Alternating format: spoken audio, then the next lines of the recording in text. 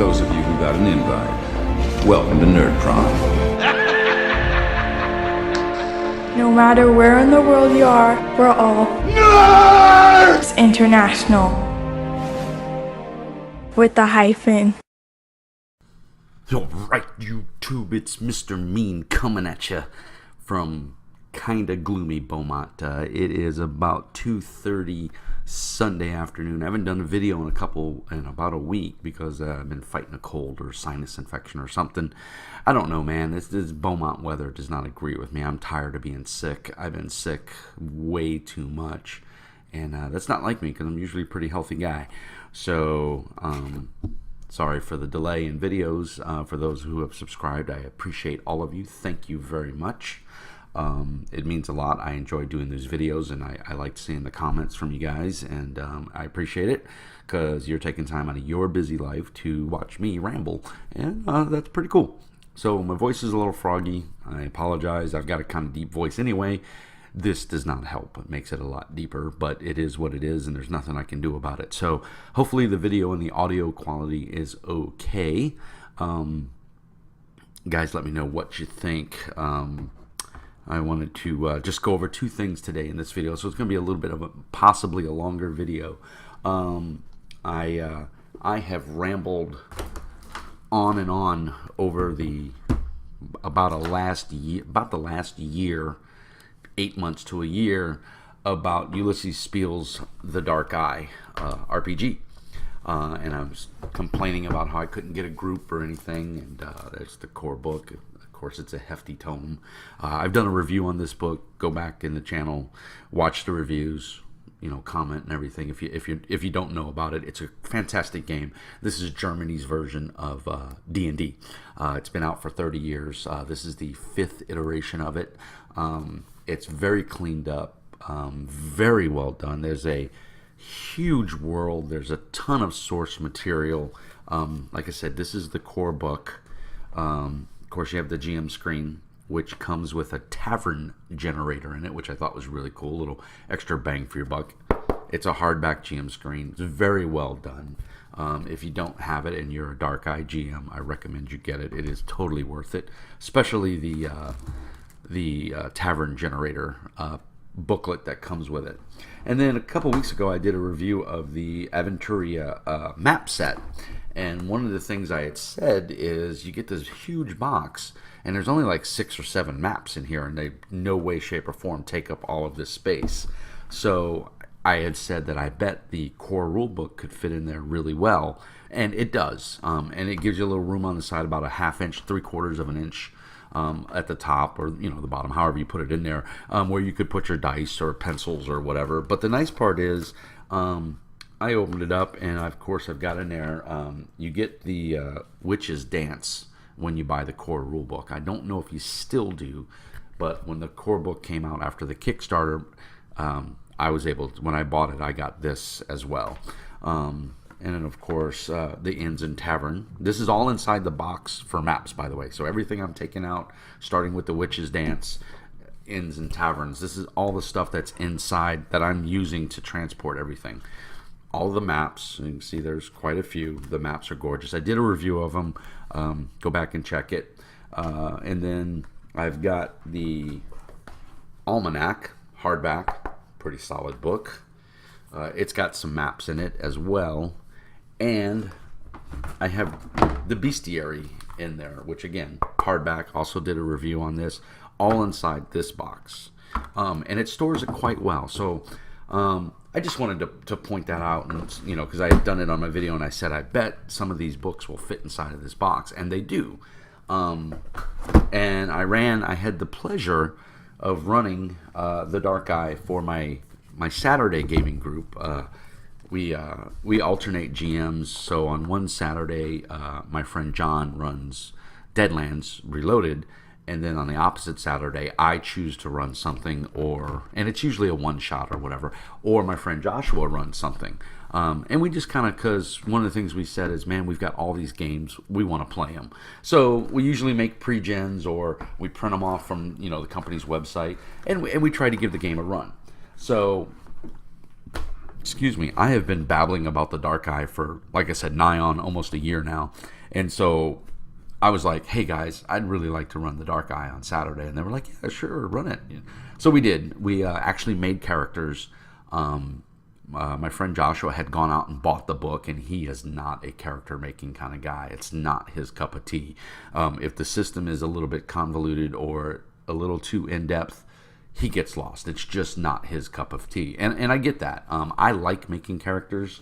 My friend John, he also doesn't really have a problem. He thought the rule book was laid out not the best, or should I say poorly. I did not feel that way. I think the rule book is laid out well, because what they do is they go through the 15 steps of character creation, just 1, 2, 3, they list them, and then it goes into how to create a character, and then behind that is the your race, where you come from, your land, your homeland, and then skills, talents and skills. So I think you just follow the procession and go through the book. There is a lot of flipping through the book. My friend John only had the PDF copy of the book, so there could have been a problem there, on your screen or whatever. I'm lazy, and I plug my. I don't even plug. This is my recording laptop. I have a gaming laptop in the living room that is plugged into my 60-inch plasma, and that is what I work on. So I have a wireless keyboard and a mouse. Pardon me, my hair is all over the place, and it's driving me nuts.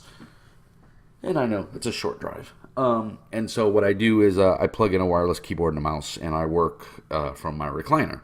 So for me, flipping pages, on a 60-inch plasma, probably not as difficult as it was for him on his little 15-inch laptop, which I can totally understand the pain there. So, but the point of this little tirade is that I got to run the Dark Eye, and the universal consensus was everybody liked the system. They liked the combat. Once you got through character creation, they really felt that you had a character that you knew, and that you had some investment in. And I thought that was really cool, because there's very few games that give that to you anymore. Like D&D, you can spit out a D&D character in 10 minutes. And there's really no, sure, it's your character, you probably feel like you own it, but I don't get that feeling from D&D. I don't get that feeling from Savage Worlds, and I love Savage Worlds, one of my all-time favorite RPGs to run and to play. But I don't get that investment, that ownership of the character. I do a little bit, but not as much as I would think I would. Not as much as I did from making a character in here, that I really, really enjoyed. Now, I didn't get to play. I was the GM. I ran the Witch's Dance. It was a fine adventure. It was written very well. There's one or two minor foibles in it that I didn't particularly care for. That's just me. I'm not a let's run adventures from a book kind of guy. And I did pre-read the adventure. I didn't get to read as much as I wanted to because, as you guys know, I have a 5-month-old baby and a wife, and we have no family here in Texas. So it's between my wife and I. So if I want to come record a video or work on RPG stuff, that means mommy gets the baby full time. If mommy needs to make dinner or do something around the house, that means daddy gets the baby full time. Someone's got to watch the kid, and I'm okay with that. I love my son. He's awesome, and he's going to be a future gamer. So I'm not really worried about it. So point is Saturday is my day to game, and so went over to John's house and we played the Dark Eye, and we did we had a blast. All right, sorry about that, YouTubers. Something was going on with the computer and it caused the video software to lash. So what I'll do is I'll link these two videos together, and hopefully you won't notice maybe a slight transition, but no big deal. Hopefully it'll be one big video. So as I was saying, I ran the Dark Eye, had a blast. Everybody really liked it. They liked the skill system. They liked the character development. They did really well in the adventure. Threw me for a couple of loops, kept me on my toes, which is always nice. So I had a blast. So that's the Dark Eye. I just wanted to throw a shout out to the guys at Ulysses Spiel. They're just coming off of their super uber successful Kickstarter for Torg 2.0, and then they're also running a Kickstarter right now for the Dark Eye for another one of the books, and I don't even remember which book it is. I do have it set to watch. The downside is I spent way too much money on Torg, and so my funds are tight right now, and I really can't afford to dump anything into a Kickstarter right now. So unfortunately, I'll have to wait for that book to come out in physical print, and I'll get a copy of it that way. Bummed I'm kind of going to miss the Kickstarter, but I went crazy on Torg, and Torg is a lifetime favorite game of mine, so I really can't, I don't feel upset. I'm just bummed that I don't have enough money to do both. But anyway, so that was that. The second part of this video, the second leg of this video, I wanted to go through something near and dear to my heart. Everybody knows on the videos I'm running Star Trek from Fantasy Flight Games. I'm taking a break from GMing right now, and I'm actually playing in my friend Joshua's game, and I'm actually having fun. I'm finding that Star Trek is one of those games that I think I prefer to play as opposed to GM. And it's pretty weird because I'm more of a GM than a player. I typically like to GM more than I like to play, but I'm finding it in Star Trek, in Star Wars, that I'm really enjoying playing my Jedi. So kudos to Joshua for running a super cool game, and it's a lot of fun, and I'm really enjoying myself. But Modiphius, who I support awesomely because they do Mutant Chronicles, and that's one of my all-time favorite RPGs. And they also did the Conan RPG, which I did in June 17th for free RPG day down at Etten Games. If you guys remember that video, I was there and I ran Conan as an official demo and everything for free RPG day. And kudos out to Mr. Lloyd Grant for getting me my Modiphius points.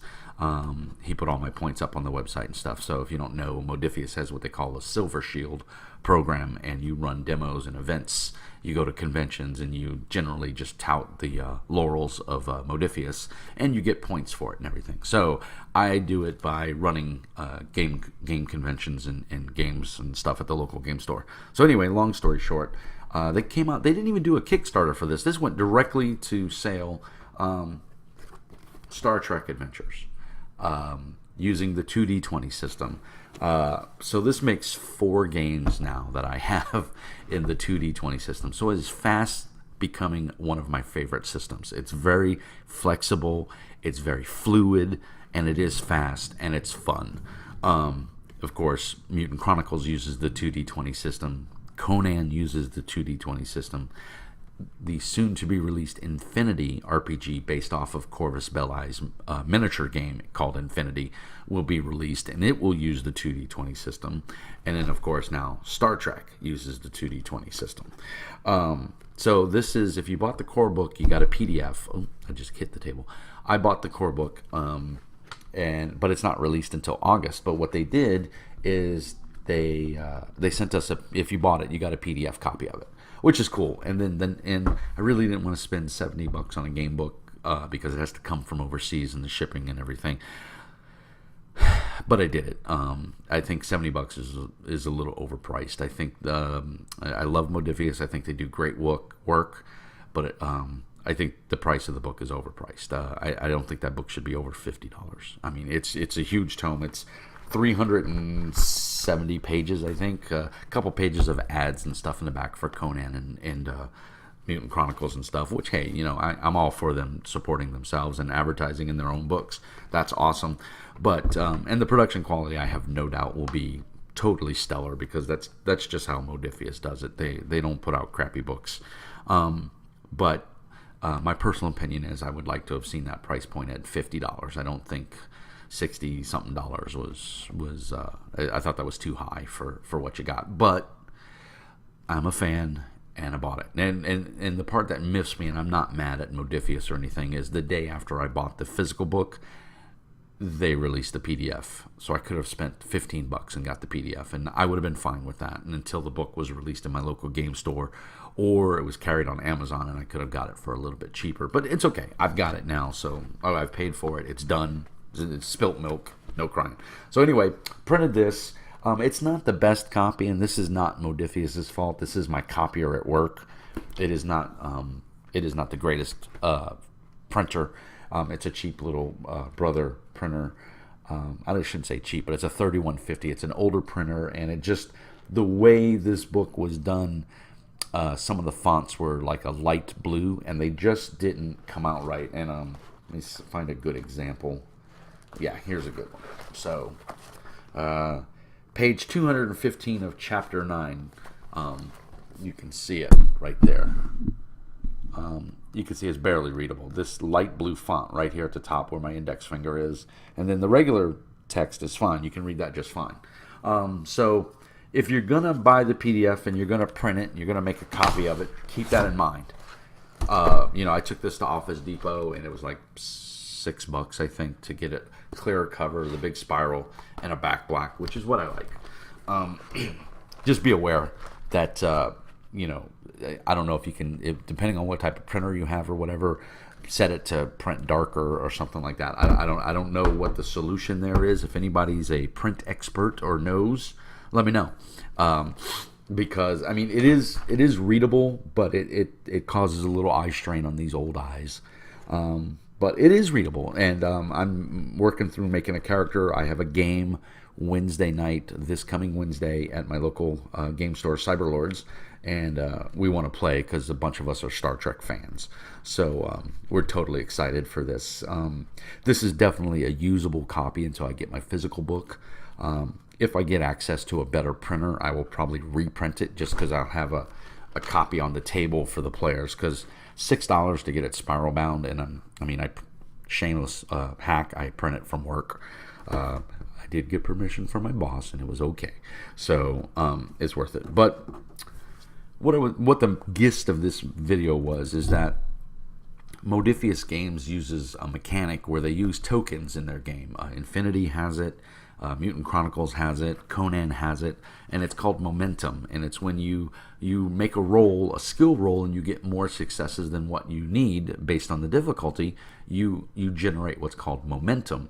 And Modifius sells, for the various games, they sell these different like acrylic chits or little tokens. And again, this is coming from the UK, so you got to pay shipping on it here in the States, and it's pretty expensive. And while I think they're neat, and if I had the disposable income, I would totally buy a pack of them. You get 20 threat tokens and 6 momentum tokens. The momentum tokens have the Starfleet icon on them, and then the threat tokens say threat, and they're kind of an orangish red, And I thought that was really cool. But again, they want like, I think $17 for them US, or $18 US. Then shipping on top of that, for a couple pieces, for 26 pieces of plastic. That's too expensive in my book. Even if I was still working at the plants making my really good money that I was making, I wouldn't do that. That's just, to me, it's a waste of money. Nothing against Modifius. I think it's super cool. If I lived in England and I could get them cheaper, I would. If they're going to sell them here in the States and they're going to sell them for, $10, totally get it. I don't think $15-20 is worth it. That's just my opinion. That has nothing against Modifius. That's their price point. They have the right to set it for what they think. I don't know what the production cost is and the labor and everything in order to make those. So it could be highly justifiable. It's out of my price range. That's what it really boils down to. But Ash over at Gorilla Miniature Games, I'm a huge fan of his. He has a YouTube channel. Check it out. A couple years ago, he did when Infinity was getting big on his channel. Infinity, the miniatures game, uses a lot of tokens, and so there weren't a lot of companies at that time that were making the tokens available, and the ones that were out were relatively on the expensive side, and they were coming from Spain because that's where Corvus Belli is based out of. So Ash, like me, he's a Canadian. The southern part of Canada, right there on the U.S. border, I believe, like around Niagara, I think is where he's at. Anyway, he has several game stores, but none of them had the tokens. So he made his own, because they gave you a sheet of counters in the book that you could photocopy. And then in one of the box sets that came, long story short, I'm getting too deep into it. The part of his, he did an instruction video on how to make tokens. And one of the things he said to go get is a 1-inch craft punch. You can buy this at your local Hobby Lobby or Michael's or Target, any place that does like, what do they call it? Scrapbooking. These are in there. And it's a 1-inch punch. You put a piece of paper in there, you squeeze it, boom, and it punches out a 1-inch circle.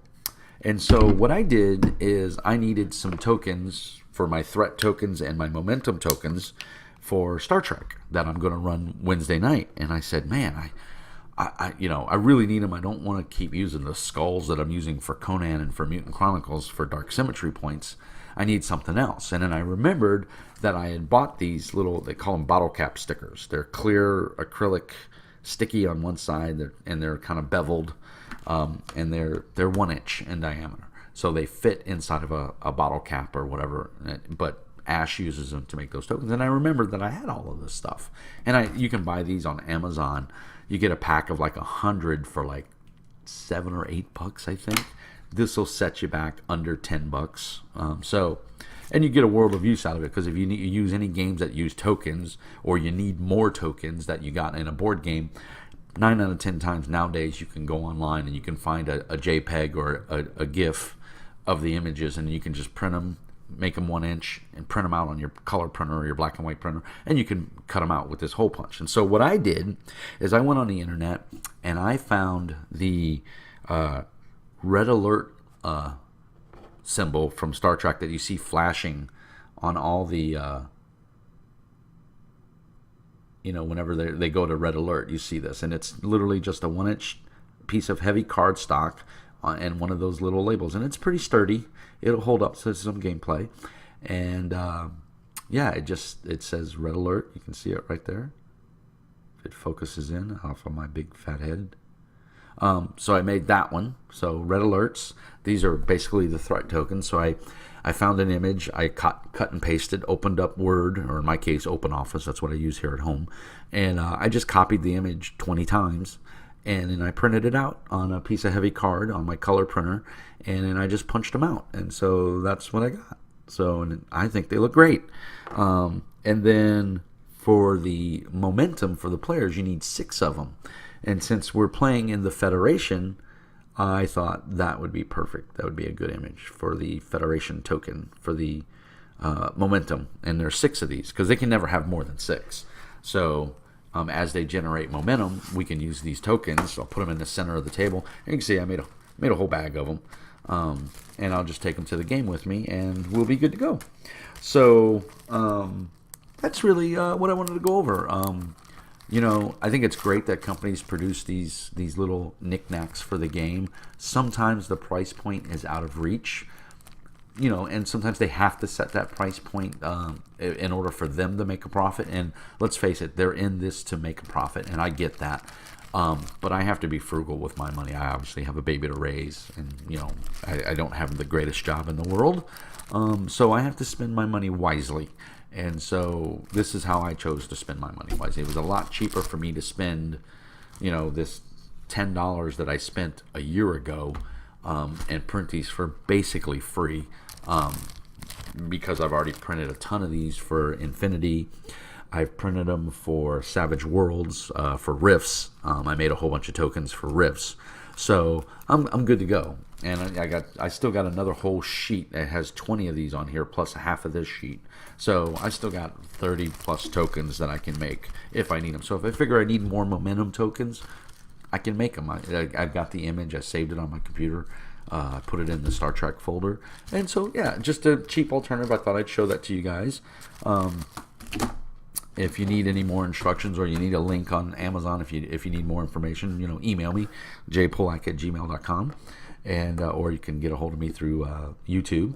But I thought that was really cool. I already showed it to my players, and they texted back, awesome! So we're totally excited. So we're going to play Star Trek. We're setting our adventure in the Next Generation universe, because that's the one I like.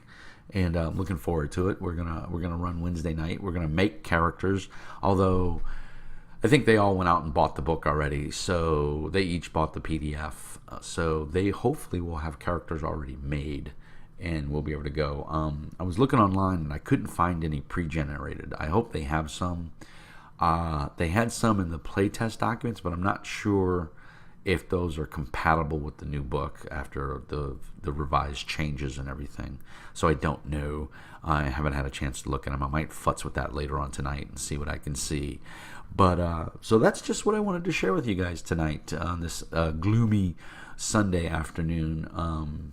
That you don't have to always buy everything that the retailer or the vendor puts out for a product. You can substitute and make your own. DM Scotty has a website where he makes terrain and everything for D&D and Pathfinder, and that's awesome. He repurposes miniatures and stuff like that. You can buy HeroClix miniatures and some of the older fantasy stuff, and you just rebase it with a washer. So all kinds of cool stuff out there, guys. Don't feel that you can't play a game just because you can't afford to buy all of the stuff for that book. Get a PDF copy, run it off your tablet, run it off your personal computer.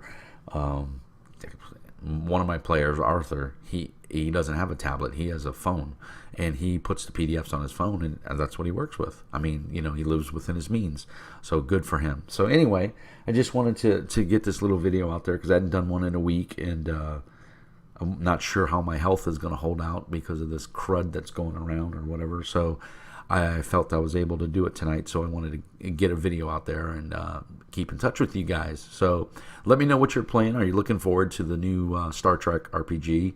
Are you gonna look at the Dark Eye and maybe play it? If you do, let me know. Let me know how your game session goes. If you record it, hey, send me a link. If you're a game publisher and you want an honest review of your product, send it to me. I'll be more than happy to do a video on it. And then we'll go from there. I did it for one young man. He's published his game Ambrosia, and I think he's getting ready to release it. I did a review. I thought it was a really good game. I'll be honest. They don't call me Mr. Mean for nothing. If it's crap, I'm going to tell you it's crap. If I like it, I'm going to tell you why I like it. So anyway, that's it for me today. My throat's getting a little rough, and I want to go relax with my wife and my son. And I just wanted to share that with you guys. I hope you guys have a fantastic evening, and peace and hair grease, and remember, be nice.